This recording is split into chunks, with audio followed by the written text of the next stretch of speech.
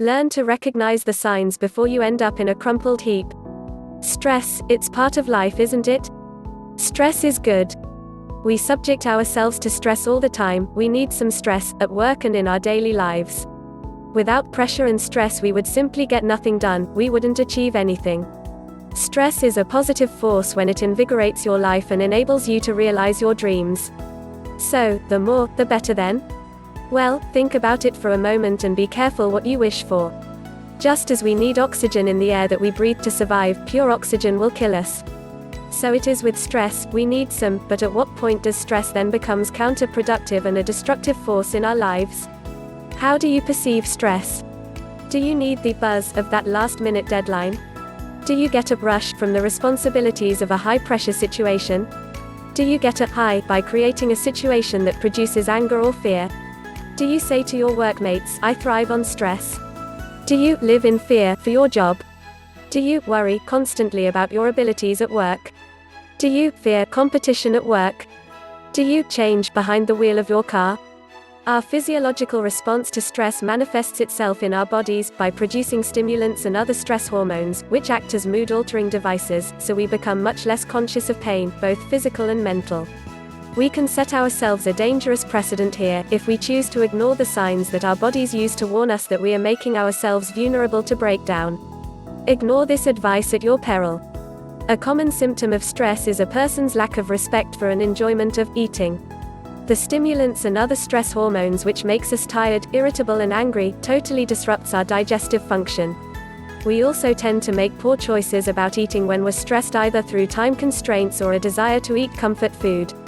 According to your disposition, this will either cause a loss of appetite, depleting your body of vitamins, minerals and nutrients, leading to weight loss and poor health, or weight gain, through a diet of junk food eaten in a rush, leading to digestive disorders and other weight-related problems. Poor nutrition will further weaken your resistance to illness and allow other symptoms of stress to develop. It's a downward spiral. Stress hormones are immensely powerful and have side effects that can quite literally kill you. Stress becomes a bad thing when it reaches a level beyond which you feel in control any longer, when you find yourself feeling tense, tired and uncomfortable. It's not just the guy that seems most likely to drop dead from a stroke or a heart attack that's at risk here.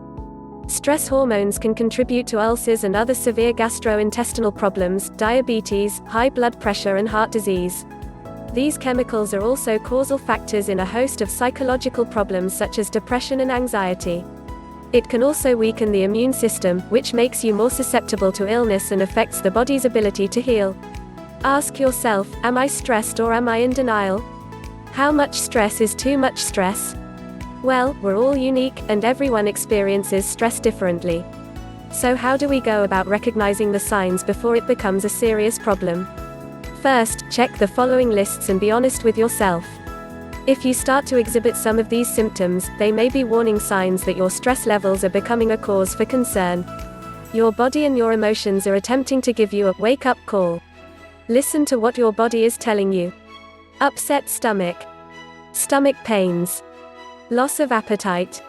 Severe headaches. Dizziness. Irritability. Nervous tic or blinking. Insomnia. Chronic fatigue. Pain in the neck and shoulders and back. Stiff neck and shoulders or back. Teeth grinding. Poor focus and memory.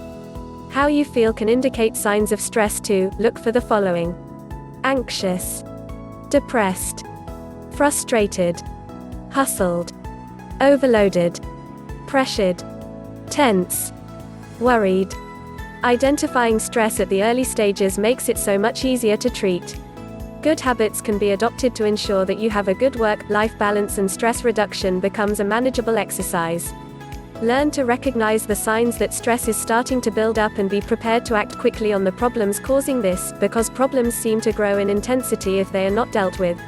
The relief will be instant and you'll be glad that you did. It's important to realize that you always have choices, and learning how to properly manage stress will make you a happier person and really will improve your life. If we are honest with ourselves, we can recognize the signs that stress is reaching an abnormal level, but of course it's different for everyone. The situation can become more serious when the sufferer is in denial of the obvious, when stress levels can then reach intolerable levels before the sufferer has a serious, sometimes catastrophic health crisis. Stress can cause serious illness, and even if it doesn't go on to do that, it can make you thoroughly miserable in the meantime. This article isn't supposed to scare, but to make you aware and to inspire you to take preventative action before it's too late.